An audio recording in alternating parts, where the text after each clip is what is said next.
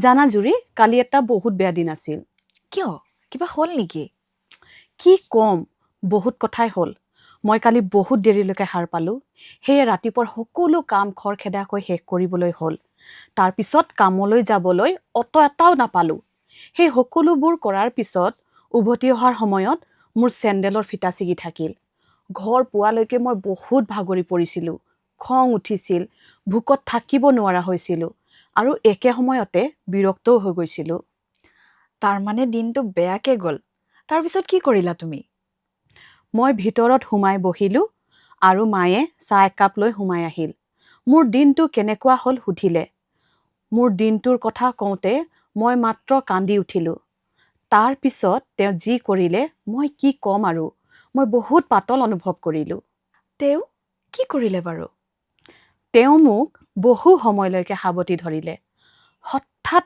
এনে লাগিল যেন মোৰ ভিতৰত থকা সকলো নেতিবাচক অনুভৱবোৰ নোহোৱা হৈ গ'ল বাহ সঁচাকৈয়ে মাৰ প্ৰেমৰ স্পৰ্শ অতুলনীয় ঠিকেই কৈছা যদিও তেওঁ একোৱেই কোৱা নাছিল কোনো পৰামৰ্শ দিয়া নাছিল বা তেওঁ মোক শুধৰাই দিয়াও নাছিল তেওঁ মাথো মোৰ কথাবোৰ শুনিছিল জাগা হে বন্ধু কলা ঘুমতিৰি শুই থাকোঁতেই বেলি লহিয়াই আৰু নকৰা দেৰি জাগা হে বন্ধু কলা ঘুমতিৰি শুই থাকোঁতেই বেলি লহিয়াই আৰু নকৰা দেৰি পুনাহে আজি শুভ বাতৰি হৃদয় শান্ত কৰা সৰগৰ দুৱাৰ হ'ল মুকলি দুনয়ন ভৰি চোৱা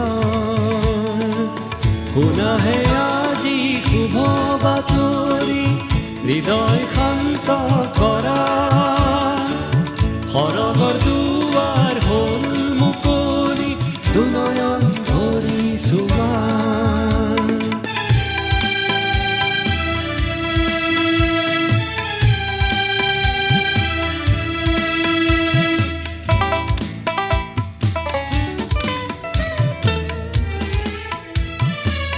যিশুৱে মাতে আহা কাষৰে ভয় শংকা এৰি অনন্ত জীৱন আছে তেওঁতে আহা সবে আজি ধৰি যিশুৱে মাতে আহা কাষৰে ভয় শংকা এৰি অনন্ত জীৱন আছে তেওঁতে আহা সবে আজি ধৰি যিশুতে পাবা সুখৰ আধাৰ পাপ অপৰাধ ক্ষমা তোমাৰ জীৱন আৰু প্ৰাণ তেওঁতে অৰ্পণ কৰা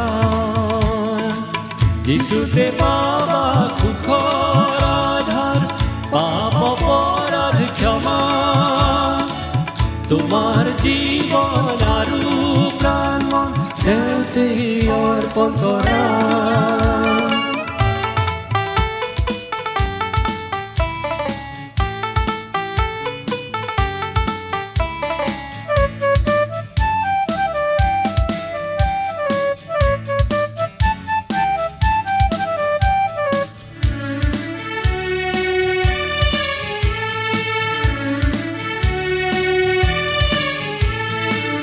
যিশুৱে মাতে আহা কাষৰে ভয় শংকা এৰি অনন্ত জীৱন আছে তেওঁতে আহা সবে আজি ধৰি যিশুৱে মাতে আহা কাষৰে ভয় শংকা এৰি অনন্ত জীৱন আছে তেওঁতে আহা সবে আজি ধৰি যিশুতে পাবা সুখৰ আধাৰ পাপ অপৰাধ ক্ষমা তোমাৰ জীৱ বহুতো সময়ত আচলতে আমি সকলোৱে বক্তাতকৈ বেছি শ্ৰোতা হ'বলৈ শিকা উচিত।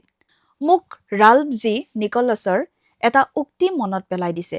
তেওঁ কৈছে, মানুহৰ সকলো প্ৰয়োজনীয়তাৰ ভিতৰত আটাইতকৈ মৌলিক প্ৰয়োজনীয়তা হ'ল বুজি পোৱা আৰু বুজাৰ প্ৰয়োজনীয়তা।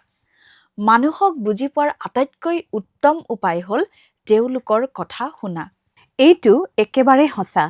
মই পঢ়িছোঁ যে অতি কম বয়সৰ পৰাই শিশুৰ ৭০% শিক্ষণ শুনাৰ দ্বাৰা হয়। প্ৰাথমিকতে অভিভাৱকৰ কথা শুনি আৰু তাৰ পিছত আন বয়সস্থ লোক বা বন্ধু-বান্ধৱী আৰু তেওঁলোকৰ শিক্ষকৰ কথা শুনাৰ দ্বাৰা শিশুৱে শিকে। সেয়া আচৰিত। সমস্যাটো হ'ল আমি শুনিবলৈ প্ৰায়ে বিভ্ৰান্তিৰ সৃষ্টি কৰোঁ। কেতিয়াবা আমি যি কথাবোৰ শুনো তাৰ এক বৃহৎ অংশ পাহৰিও যাব পাৰোঁ। আমাৰ চাৰিওফালে বহুত কথা চলি থাকে। টেলিভিছনত, ইণ্টাৰনেটত, কৰ্মক্ষেত্ৰত, উপাসনালয়ত, ঘৰত, স্কুলত, ইজনে সিজনৰ মাজত আমি মতামত দিবলৈ, নিৰ্দেশনা বুজাবলৈ আৰু যোগাযোগ সময়সীমাৰ বিষয়ে কৰিবলৈ কথা পাতোঁ। কিন্তু আমি প্ৰায়ে উপলব্ধি কৰিব নোৱাৰোঁ যে আমি কথা পতাৰ বাহিৰেও তথ্য লাভ কৰিব পাৰোঁ। আমি কাৰোবাৰ মাতৰ সুৰ, তেওঁৰ শৰীৰৰ ভংগিমা আৰু তেওঁলোকৰ ইংগিতৰ প্ৰতি চকু কাণ মুকলি কৰি ৰাখিব পাৰোঁ, যাতে তেওঁ সঁচাকৈয়ে কি ক'ব খুজিছে কথাখিনি শুনিব পাৰোঁ। সঁচা এইটো। গতিকে কথিত শব্দবোৰ ঠিক আইচবাৰ্গৰ দগাটোৰ দৰেই। হয়, আইচবাৰ্গৰ কথা ক'বলৈ গ'লে মানুহৰ জীৱনত কিমান পাৰ্থক্য আহিব পাৰে তাৰ এটা সঁচা কাহিনী ইয়াত উল্লেখ কৰা হ'ল। ২০০৫ চনৰ ২৯ আগষ্টত শেহতীয়া আমেৰিকাৰ ইতিহাসৰ অন্যতম মাৰাত্মক ধুমুহা দেখা গৈছিল। নিউ অৰ্লিন্সত হাৰিকেন কেটৰিনাই আঘাত হানে আৰু সমগ্ৰ চহৰখনতে ব্যাপক ধ্বংস আৰু আনকি মৃত্যু ঘটায়। এজন স্বেচ্ছাসেৱী যাজক বিচনাৰ শাৰীৰ কাষেৰে খোজকাঢ়িছিল। কেইজনমান প্ৰাপ্তবয়স্ক আৰু শিশু ইফালে সিফালে সিঁচৰিত হৈ থকাৰ সৈতে বেছিভাগ খালী আছিল।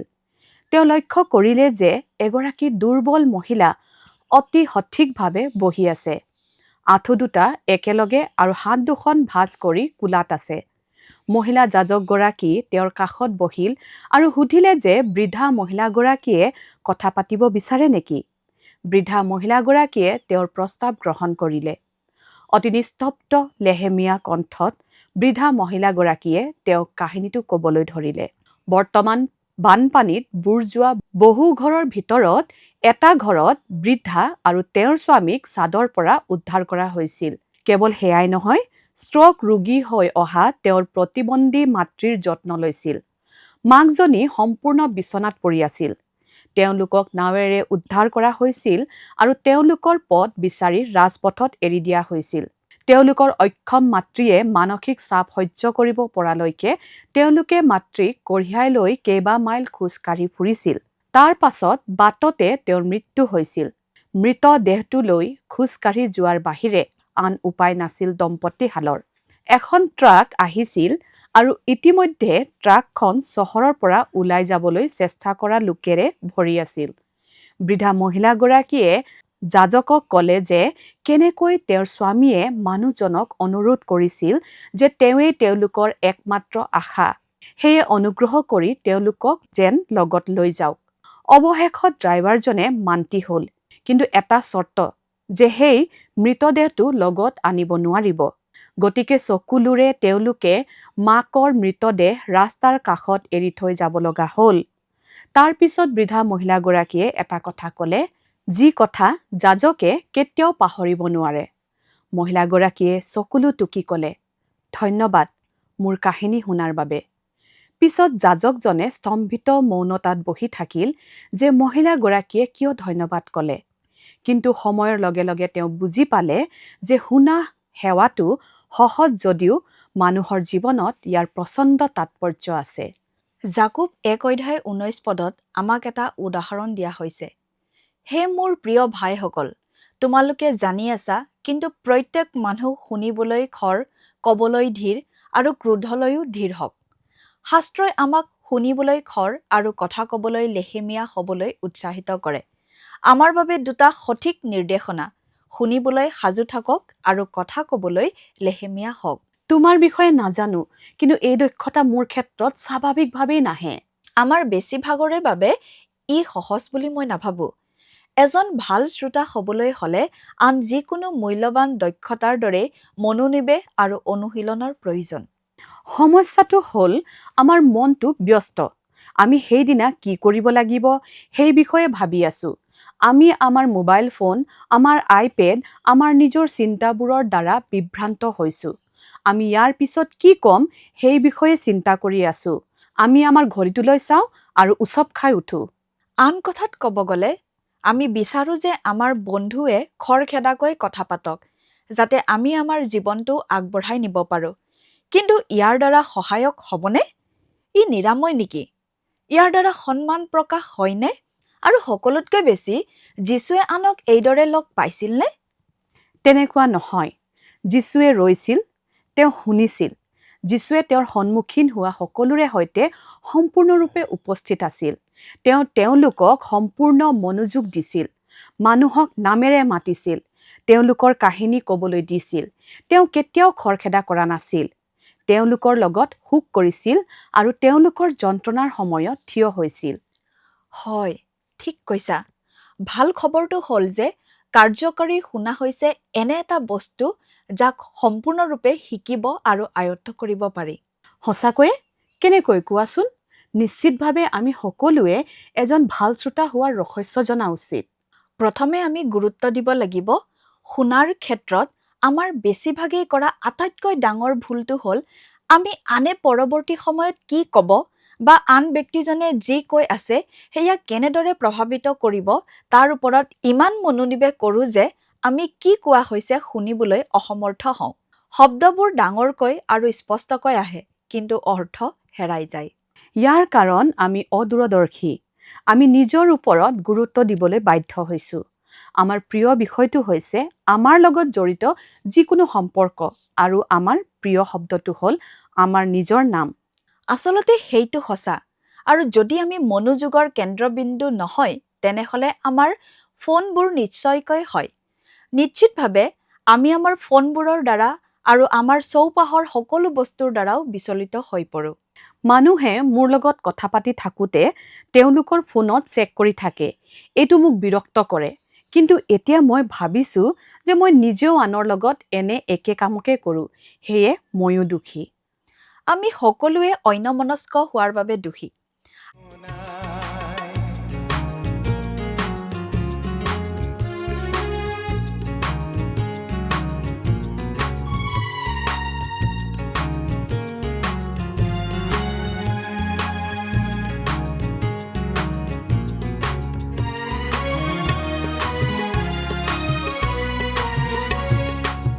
আহিছিলে ধৰালে নম্ৰ মানৱ ৰূপে, বেথলেহেমৰ গোহালি ঘৰত তেওঁ জনম ধৰিলে।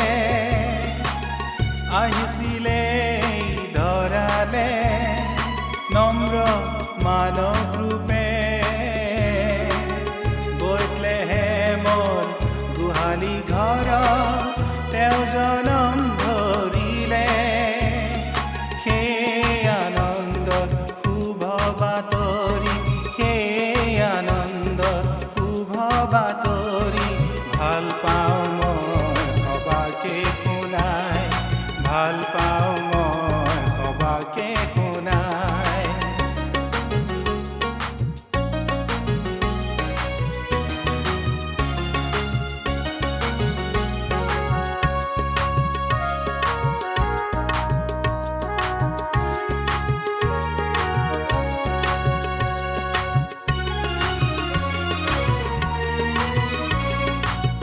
আমাৰ পাপৰ গধুৰ বোজাবোৰ তেওঁ কান্ধতে লৈ, ক্ৰুচৰ ওপৰত প্ৰাণৰ পিলে আমাৰ জীৱন দিবলৈ।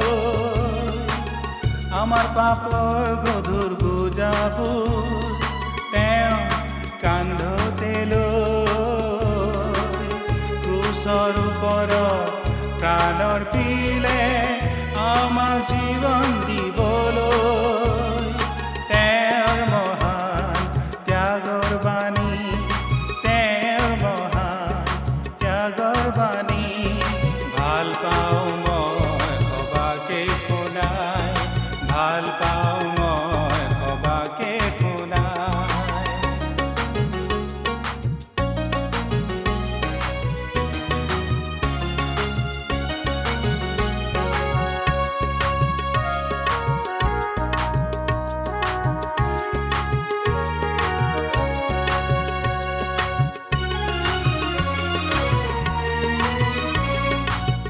তৃতীয় দিনা পুনৰ উঠি মৃত্যুক জয় কৰিলে তৃতীয় দিনা পুনৰ উঠি মৃত্যুক জয় কৰিলে সুশৰীৰে সৰগলৈ গৈ সুশৰীৰে সৰগলৈ গৈ আজি নিবেদিছে আমাৰ হকে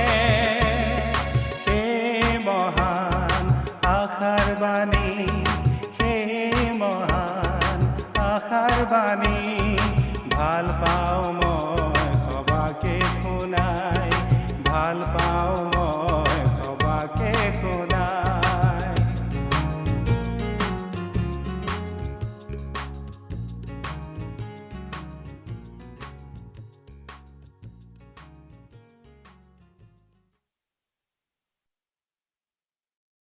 আমি মহিলাসকলে ভাল পোৱা আন এটা কাম হ'ল কথা কোৱা আৰু কেতিয়াবা আমি পাহৰি যাওঁ যে শুনাটো কথা কোৱাতকৈও ডাঙৰ সেৱা হ'ব পাৰে বন হফাৰৰ উৎসাহৰ উদ্ধৃতি কৈছে ফেলোশ্বিপত আনৰ প্ৰতি ঋণী প্ৰথম সেৱাটো হ'ল তেওঁলোকৰ কথা শুনা যেনেকৈ ঈশ্বৰৰ প্ৰেম তেওঁৰ বাক্য শুনাৰ পৰা আৰম্ভ হয় ঠিক তেনেকৈ ভাই ভনীসকলৰ প্ৰতি প্ৰেমৰ আৰম্ভণি হৈছে তেওঁলোকৰ কথা শুনা গতিকে আমি এইটো কেনেকৈ কৰিম এজন ভাল শ্ৰোতা হ'বলৈ কি কি দক্ষতাৰ প্ৰয়োজনীয় প্ৰথম টিপছটো হ'ল আমাৰ ফোনবোৰ থৈ দিয়া যিহেতু একে সময়তে ভালদৰে শুনা আৰু আমাৰ ফোনবোৰ নিৰীক্ষণ কৰাটো অসম্ভৱ যেতিয়া আমি কোনো কথা বতৰাৰ প্ৰতিশ্ৰুতি দিওঁ তেতিয়া আমি আমাৰ সকলো শক্তি কথোপকথনত কেন্দ্ৰীভূত কৰিব লাগিব আমি দেখিম যে কথা বতৰাবোৰ অধিক উপভোগ্য আৰু ফলপ্ৰসূ হয় যেতিয়া আমি সেইবোৰত নিজকে সম্পূৰ্ণৰূপে নিমজ্জিত কৰোঁ তুমি জানানে আমি শুনি আছো বুলি জানি মানুহে ভাল পায় আৰু তুমি সেইটো দেখুৱাবলৈ আটাইতকৈ সহজ উপায়টো হ'ল স্পষ্টীকৰণৰ প্ৰশ্ন কৰা বিশ্বাস কৰক আমি আচৰিত হ'ম যে কেৱল ভাল প্ৰশ্ন সুধিলেই আমি কিমান সন্মান আৰু প্ৰশংসা লাভ কৰোঁ আমি শুনা কথাবোৰ পৰীক্ষা কৰাৰ উপৰিও আমি এনে প্ৰশ্ন কৰা উচিত যিয়ে অধিক তথ্য বিচাৰে যেনে তাৰ পিছত কি হ'ল তেওঁ কিয় তেনেকৈ ক'লে সঁচাকৈ এনেধৰণৰ প্ৰশ্নই নিশ্চয় গুৰুত্বাকৰ্ষণ কৰিব পাৰে হয়নে পিছে মই ভাবোঁ ভাল শুনা আন এটা গুৰুত্বপূৰ্ণ চিন হ'ল ইতিবাচক শৰীৰৰ ভাষা ব্যৱহাৰ কৰা ইয়াৰ অৰ্থ কি গৱেষকসকলে কিছুমান বিশেষ শৰীৰৰ ভংগীমা চিনাক্ত কৰিছে যিয়ে ফলপ্ৰসূ শুনা দেখুৱায় যেনে চকুৰ সংস্পৰ্শ বজাই ৰখা আগলৈ হেলান দিয়া বহি বাহু দুটা ক্ৰছ নকৰা আৰু মূৰ দুপিয়াই থকা বাহ কোনে জানিছিল ইতিবাচক শৰীৰৰ ভংগীমা এটা কথা বতৰাত সকলো পাৰ্থক্য আনিব পাৰে হয় ই কৰিব পাৰে আৰু সেয়ে মুক্ত মনৰ হ'ব পাৰে কোনেও এনে লোকৰ সৈতে বাৰ্তালাপ কৰিব নিবিচাৰে যি ইতিমধ্যে মতামত এটা গঠন কৰিছে আৰু শুনিবলৈ ইচ্ছুক নহয় ছ'চিয়েল মিডিয়াই বহু সময়ত বিনিয়োগ নকৰাকৈয়ে নিৰ্বাচিত পৰিয়াল আৰু বন্ধু-বান্ধৱীৰ পৰা তথ্য ল'বলৈ দিয়ে সমস্যাটো তেতিয়াই আহে যেতিয়া আমাৰ ল'ৰা-ছোৱালী জীৱনসংগী সহকৰ্মী ওচৰ চুবুৰীয়াই বাস্তৱ পৃথিৱীৰ মানুহৰ সৈতে মোকাবিলা কৰিবলগীয়া হয় সাধাৰণতে মাতৃ বা পত্নী হিচাপে এনেকুৱা হয় তুমি নিশ্চয় একমত নহয়নে আমি এগৰাকী মাতৃ বা পত্নীৰ চকুৰে পৃথিৱীখন চাব পৰাটো প্ৰয়োজন ইয়াৰ অৰ্থ এইটো নহয় যে আমি তেওঁলোকে যি বিশ্বাস কৰে তাকেই বিশ্বাস কৰোঁ বা তেওঁলোকৰ আচৰণ গ্ৰহণ কৰোঁ ইয়াৰ অৰ্থ হ'ল আমি তেওঁলোকে কি কৈছে সেইটো সঁচাকৈয়ে বুজি নোপোৱালৈকে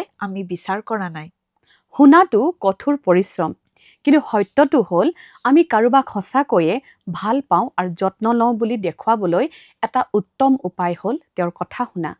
কোনোবাই যেতিয়া আমাৰ লগত কথা পাতিবলৈ আৰম্ভ কৰে, তেওঁলোকে আমাক তেওঁলোকৰ সৈতে অলপ সময়ৰ যাত্ৰা কৰিবলৈ, খোজকাঢ়ি যাবলৈ আমন্ত্ৰণ কৰে। হয়তো আমি লৰালৰিত থাকোঁ আৰু আমি অনুভৱ কৰোঁ যে আমাৰ হাতত সময় নাই। কিন্তু যেতিয়া আমি ৰৈ আন কাৰোবাৰ কাহিনীত বিনিয়োগ কৰিবলৈ সময় উলিয়াওঁ, তেতিয়া আমি ঈশ্বৰৰ প্ৰেমৰ আদৰ্শ হ'বলৈ পাওঁ আৰু কেৱল শুনিয়েই তেওঁৰ পোহৰক আমাৰ মাজেৰে জিলিকিবলৈ দিওঁ। আমেন। মানুহে যেতিয়াই কথা পাতিবলৈ সাজু হয়, তেতিয়া তেওঁলোকৰ কথা শুনিবলৈ আমি সাজু হোৱা উচিত। মূল কথাটো হ'ল ঈশ্বৰে আমাক তেওঁক আনৰ আগত তেওঁক প্ৰতিনিধিত্ব কৰিবলৈ কয়। আৰু যেতিয়া আমি তেওঁৰ সৈতে কথা পাতিবলৈ সাজু হওঁ, তেতিয়া ঈশ্বৰৰ ওচৰত সদায় সম্পূৰ্ণ হৃদয়েৰে শুনিবলৈ সময় থাকে। আমাৰ অকলশৰীয়া প্ৰযুক্তিচালিত পৃথিৱীত তেওঁৰ পোহৰ হৱা হওক। ষ্টিভেন কভি এজন আমেৰিকান লেখক আৰু বক্তা। বিশ্বজুৰি বিক্ৰী হোৱা তেওঁৰ অন্যতম জনপ্ৰিয় কিতাপ আছিল অতি ফলপ্ৰসূ মানুহৰ 7টা অভ্যাস। হয়, সেই কিতাপখন দেখিছোঁ, পিছে মই পঢ়ি চোৱা নাই। বাৰু, ষ্টিফেন কভিয়ে তাত কয়, বেছিভাগ মানুহেই বুজি পোৱাৰ উদ্দেশ্যৰে নুশুনে, তেওঁলোকে উত্তৰ দিয়াৰ উদ্দেশ্যৰে শুনে। আৰু সেইটো কথা ভাবিলেই ভাবোঁ তেওঁ শুদ্ধকৈয়ে কৈছিল। আমি কেতিয়াবা কাৰোবাৰ কথা শুনোতেই ভাবি চাওঁ আমি কি উত্তৰ দিম, কিন্তু সেই ব্যক্তিজনে কি ক'বলৈ চেষ্টা কৰিছে আমি আচলতে সেইটো গুৰুত্ব দি নুশুনোৱেই। বিশ্বাসী হিচাপে ঈশ্বৰৰ কথা শুনিবলৈ শিকাটো তেওঁৰ লগত কথা পাতিবলৈ শিকাটোৰ দৰেই গুৰুত্বপূৰ্ণ। সাধাৰণতে আমি মনে মনে বহি তেওঁ কি ক'ব বিচাৰে শুনিবলৈ অপেক্ষা কৰাতকৈ প্ৰাৰ্থনা কৰাটো বহুত সহজ বুলি ভাবোঁ। যিহেতু এটা সম্পৰ্ক গঢ়ি তুলিবলৈ দুই তৰফৰ কথা বতৰাৰ অতি প্ৰয়োজনীয়, গতিকে প্ৰভুৰ মাত শুনিব পৰাটো খ্ৰীষ্টীয় জীৱনৰ এক গুৰুত্বপূৰ্ণ অংশ। কেতিয়াবা আমাৰ ধাৰণা হয় যে পৰিত্ৰাণ পোৱাৰ পিছত আমি কেৱল স্বয়ংক্ৰিয়ভাৱে তেওঁক চিনি পাওঁ, কিন্তু কোনো ধৰণৰ সম্পৰ্কত সেয়া সঁচা নহয়। আমি যেনেকৈ যোগাযোগৰ জৰিয়তে আন এজন ব্যক্তিক চিনি পাওঁ, ঠিক তেনেকৈ আমি ঈশ্বৰৰ কথা শুনি আৰু কথা পতাৰ জৰিয়তে ঈশ্বৰৰ সৈতে অধিক ঘনিষ্ঠভাৱে পৰিচিত হওঁ। তেওঁৰ মাত শুনিবলৈ কেৱল কাণৰ প্ৰয়োজনে নহয়, তেওঁ কি কৈছে সেইটো সঠিকভাৱে বুজিবলৈ আমাৰ বিবেচনা থাকিব লাগিব। যিসকলে নিজকে নম্ৰ কৰিব, শুনিবলৈ সময় উলিয়াব আৰু তেওঁ যিকোনো কথাৰ আজ্ঞাকাৰীভাৱে সঁহাৰি জনাব, তেওঁলোকৰ লগত কথা পাতিবলৈ তেওঁ সাজু আৰু ইচ্ছুক। চলোমনে শুনিবলৈ কাণ আৰু চাবলৈ চকু থকাৰ বিষয়ে লিখাৰ সময়ত সৰ্বোত্তম কথা কৈছিল। তেওঁ আশ্বাস যোগ কৰিছিল, দুয়ো প্ৰভুৰ পৰা উপহাৰ। সিটোপদে 20:12। দুটা কাণ, দুটা চকু, মাত্ৰ এটা মুখ, হয়তো সেইটোৱে আমাক বুজায়। আহক আমি ইজনে সিজনক প্ৰত্যাহ্বান জনাইছোঁ যাতে আমি ভাল শ্ৰোতা হওঁ। আমাৰ জীৱন সংগীৰ সৈতে, আমাৰ বন্ধুসকলৰ সৈতে, আমাৰ ল'ৰা ছোৱালীৰ সৈতে, আমাৰ কৰ্তৃপক্ষৰ সৈতে, আমাৰ সহকৰ্মীসকলৰ সৈতে, আমাৰ বিশ্বাসীসকলৰ সৈতে, আমাৰ শিক্ষকসকলৰ সৈতে, আমাৰ ছাত্ৰ ছাত্ৰীসকলৰ সৈতে, আমাৰ ওচৰ চুবুৰীয়াৰ সৈতে আৰু আমাৰ ঈশ্বৰৰ সৈতে। কাৰণ আমি যিমানেই ভালকৈ শুনিম, সিমানেই ঈশ্বৰে আমাৰ যোগেদি কথা ক'ব পাৰিব। আপোনালোকক আশাভৰা আইদেউৰ আন এটা খণ্ডত আমাৰ সৈতে যোগদান কৰাৰ বাবে ধন্যবাদ জনালোঁ। ঈশ্বৰে আমাৰ প্ৰত্যেককে ভাল শ্ৰোতা হোৱাৰ যেন আশীৰ্বাদ দিয়ে, তাৰেই আমি কামনা কৰোঁ। অহা সপ্তাহত আমি আপোনালোকক সকলোকে পুনৰ লগ পোৱাৰ আশাৰে শুভ বিদায় মাগিলোঁ। নমস্কাৰ। স্বৰ্গত থকা অতি মৰমীয়াল দয়ালু পিতৃ ঈশ্বৰ, ধন্য হওক প্ৰভু তোমাৰ নাম। প্ৰভু সময়তে প্ৰাৰ্থনা কৰিছোঁ তোমাৰ চৰণত। আজি যি বিষয় লৈ প্ৰভু আলোচনা কৰা হ'ল আৰু আজি যি আমি প্ৰত্যেকে প্ৰভু শুনিবলৈ পালোঁ, প্ৰভু যি শ্ৰোতা, আমি ভাল শ্ৰোতা হ'ব লাগে আৰু প্ৰভু আমি প্ৰত্যেকেই যাতে তাক মনত ৰাখি আমি আমাৰ জীৱনত প্ৰভু ভাল এজন শ্ৰোতা হৈ প্ৰভু যাতে আমি তোমাৰ গৌৰৱ কৰিব পাৰোঁ, তেনে তুমি আশীৰ্বাদ কৰিবা। আৰু প্ৰভু এনেদৰে যাতে প্ৰত্যেক দৰ্শকসকলে নিজৰ জীৱনত যাতে তেওঁলোকে তোমাক বিশ্বাস ৰাখি, তোমাক ভৰসা ৰাখি যাব পাৰিব, তেনে তুমি আশীৰ্বাদ দান কৰা। এই সকলো যাচনা মহান ত্ৰাণকৰ্তা প্ৰভু যীশুখ্ৰীষ্টৰ নামত অৰ্পণ কৰিলোঁ। আমেন।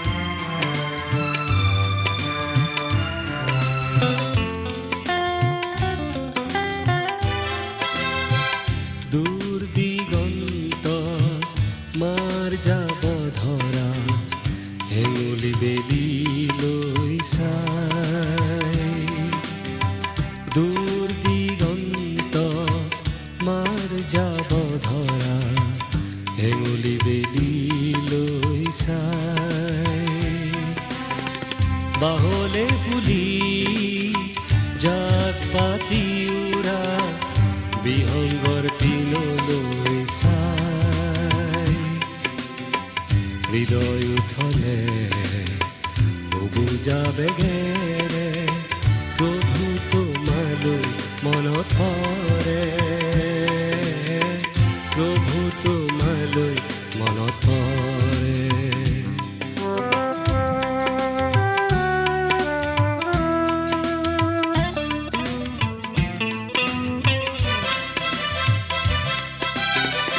মইনো কোন আহিছো ক'ৰ পৰা মোৰ মূল্যই বাকী মইনো কোন আহিছো ক'ৰ পৰা মোৰ মূল্যই বাকী দিনে নিশাই মোৰ ঘমুৱা জীৱনৰ অৰ্থনো কি অলেখ চিন্তাই মোক আগুৰি ধৰে প্ৰভু তোমালৈ মনত পৰে প্ৰভু তোমালৈ মনত পৰে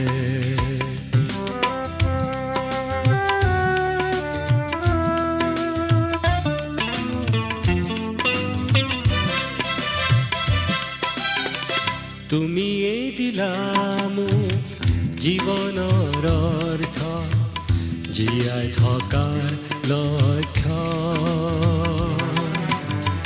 তুমিয়েই দিলা মোক জীৱনৰ অৰ্থ জীয়াই থকাৰ লক্ষ্য এই জীৱনৰ সিপাৰে থকা অনন্ত জীৱনৰ বাক্য হৃদয় উপচে মোৰ কৃতজ্ঞতাৰে প্ৰভু তোমালৈ মনত পৰে প্ৰভু তোমালৈ মনত পৰে